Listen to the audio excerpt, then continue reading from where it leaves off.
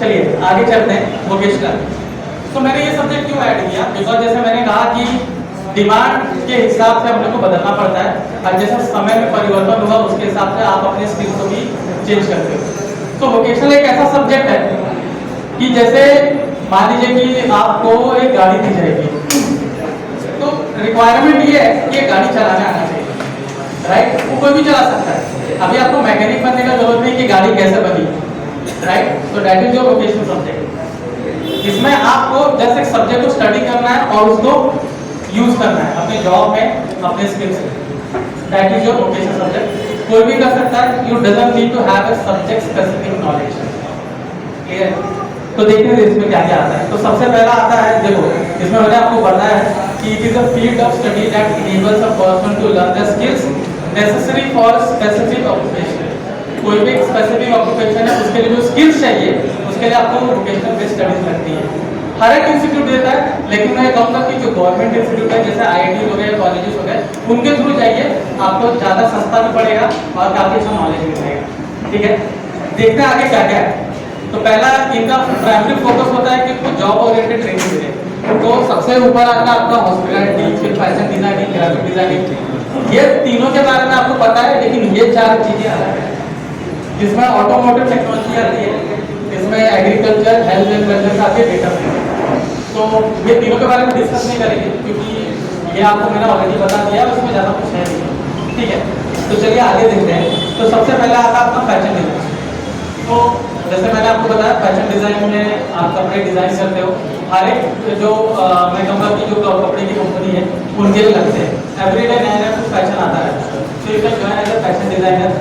तो graphic website जो graphic design होता है, दैट इज ग्राफिक डिजाइनर, हर एक वेबसाइट पे लगता है। ठीक है, तो उसके लिए आप ज्वाइन कर सकते हो। फिर आपका आता है ऑटोमोटिव टेक्नोलॉजी। तो इसमें देखिए सबसे पहले गाड़ी कैसे दिखती थी और अभी गाड़ी कैसे दिखती है। तो ये काम किसी इंजीनियर का नहीं होता है, ये काम डिजाइनर का होता है। इंजीनियर का काम होता है कि डिजाइन में कैसे गाड़ी को फिट करें। तो यहाँ पर ऑटोमोटिव टेक्नोलॉजी और इंजीनियर दोनों को साथ में काम करना पड़ता है। तो ये जो डिजाइनर है इसका भी बहुत डिमांड है। आपको फरारी, लैम्बोर्गिनी पता होगी, सब लोगों ने देखा होगा। ठीक है, तो जो फरारी का जो कंसेप्ट आया था, ठीक है, उस टाइम पे फरारी का डिजाइन जब हुआ था तो it is around like 1980s में। तो उस टाइम पे $10 मिलियन दिए गए थे सिर्फ डिजाइन में। उस टाइम पे 10 मिलियन मतलब 80 करोड़ 1980 में। तो सोचिए कि अगर आज आप डिजाइन करके देखो तो कितना पैसा होगा, बट वैसा क्रिएटिविटी होना चाहिए। ठीक है, so that is automotive technology. फिर आपका आता है एग्रीकल्चर। एग्रीकल्चर मतलब ये नहीं कि आपने 2 बोरा गेहूँ खेत में फेंक दिया और जाके फिर वहाँ पर गोबर वोबर फेंक दिया तो आपका खेती हो गया। एग्रीकल्चर में देखिए स्पाइसेस होते हैं, एक्सोटिक फूड्स होते हैं। और आप देखोगे कि एग्रीकल्चर में अभी सिर्फ जमीनें नहीं लगती है, आप शेल्फ से भी कर सकते हो। हाइड्रोपोनिक सिस्टम आता है जो एग्रीकल्चर इजराइल यूज करता है। वो अपने पब्लिक को फीड करने के लिए हाइड्रोपोनिक सिस्टम यूज करता है। उसमें जमीनें नहीं लगती है, उसमें सोल्यूशन लगता है जो पूरे शेल्फ पे जाता है और वहाँ पर उग जाता है। उसके यहाँ पर जो गाइडेंस होती है वो नॉर्मल घास में करती है, उसको गेहूँ और धान की घास नहीं होती है जो कि वो शेल्फ में उगाता है, इसलिए वहाँ की दूध की क्वालिटी काफ़ी अच्छी होती है। ठीक है, so that is into your agriculture. सारे एडवांस कंट्रीज के पास एडवांस एग्रीकल्चर कंसेप्ट है, सिर्फ इंडिया के पास नहीं। आप गाँव में जाओगे, आप अपने चाचा दादा को पूछो, वो हमेशा आपको निर्भर होना शुरू कर देते, खेती में पैसा नहीं होता। कैसे होगा? आप अगर कुछ इन्वेस्ट नहीं करोगे, आप दिन भर यूट्यूब में लगा के वो भोजपुरी गाना सुनोगे तो कैसा होगा? आपको सोचना पड़ता है खुद से कि अगर मुझे यही काम करना है तो इसमें और भी क्या किया जा सकता है वो मैं सोचूं। इसलिए आपको यहाँ पर मैंने ये नहीं बताया कि आप सब्जेक्ट कौन सा चुनिए। आपने अगर सब्जेक्ट ऑलरेडी चुन चुके, ठीक है, एडमिशन खत्म हो जाए तो वो फील्ड में क्या क्या चीज़ें आपके सामने आ सकती है, ये सारी चीज़ें मैंने आपको बताया ताकि आप बखूबी उसको समझ सको, रिसर्च करो। अगर आपको अच्छा लगता है तो आप उसमें वो फील्ड पूरा कर सकते हो। एंड कोई भी फील्ड बेकार नहीं होगी, उसमें जॉब आपको मिलता ही है। ठीक है, पूरा डिपेंड करता है कि आप इंटरव्यू कैसा दे रहे हो, आपका स्किल्स कैसा है। ठीक है, सो ये आपका एग्रीकल्चर हो गया। डेटा साइंस का मैंने बता दिया, हेल्थ एंड वेलनेस के बारे में मैंने आपको बता दिया। ठीक है, आगे बढ़ते हैं। ठीक है, डेटा साइंस अगर आप करते हो, ठीक है, ये जो डेटा एनालिस्ट, डेटा साइंटिस्ट, इस तरह आप देख रहे हो, इनका पैकेज बहुत ज़्यादा महंगा होता है। हमारे फाइनेंस फील्ड में काफ़ी यूज है। तो ये सारी चीज़ें हर जगह इन्वॉल्व होती है। Data science doesn't like it doesn't work only in one stream.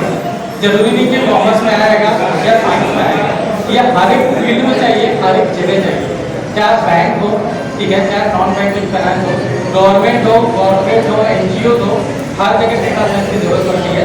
तो ये काफ़ी डिमांड है, इसलिए वोकेशनल सब्जेक्ट ने इसको रखा है। तो वोकेशनल सब्जेक्ट में मैंने जितनी भी चीज़ें आपके सामने कवर की, ये सारी चीज़ें आप बगैर डिग्री के भी पढ़ सकते हो, बट डिग्री लेना इम्पॉर्टेंट है। रीज़न ये मैं बता रहा हूँ कि जैसे कि हम अंडर 16 गेम खेलते हैं तो 16 साल की उम्र होना जरूरी होता है। आप एग्जाम देने जाते हो तो क्राइटेरिया होता है ना कि डिग्री होना चाहिए, तो डिग्री लेके रख सकते हो। लेकिन अगर आपको कुछ अपना इम्प्रूव करना है, स्किल इम्प्रूव करना है, तो you can go for vocational subject, ठीक है। कोई भी जॉब करता है, वर्किंग वाले को भी ये काम आएगा, नॉन वर्किंग वाले को भी काम आएगा। तो आपको जॉब करते हुए नहीं सोचना है। अगर आप अभी आपने जो भी स्ट्रीम चुन लिया है, तो मैं ये कहना चाहूँगी कि वो गलती मत करिए जो सभी करते हैं कि उन्होंने सब्जेक्ट चुन लिया, अभी जब धक्का मार के आगे पास हो जाते हैं, तो आगे जाके फिर आप वो हर जगह कंपनी में सिर्फ इंटरव्यू देते रह जाओगे और जॉब नहीं मिलता है। अगर आपने एक लाइन बना लिया है कि मुझे ये चीज़ चाहिए और उसी में आपको फिर आगे जॉब मिलता है, क्योंकि आपका स्किल उसी के लेवल पे होता है।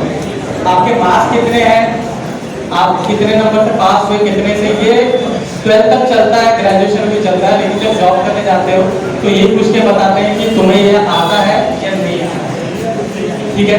तो ये सारी चीज़ें बहुत मायने है। जैसे कि मैंने इन द बिगनिंग आपको बताया कि आगे जाके job it is not on the basis of your qualification. आजकल ग्रेजुएट डिग्री हर किसी के पास है। एक जमाना था हमारे पिताजी के टाइम पे कि 10वीं 12वीं वाले को जॉब आसानी से मिल जाता था। आज वो जमाना नहीं है। आज अगर आपके पास स्किल्स नहीं है तो नहीं जॉब है। आपकी जो आने वाली जनरेशन है उनके लिए तो और भी डिफिकल्ट होगा, ठीक है।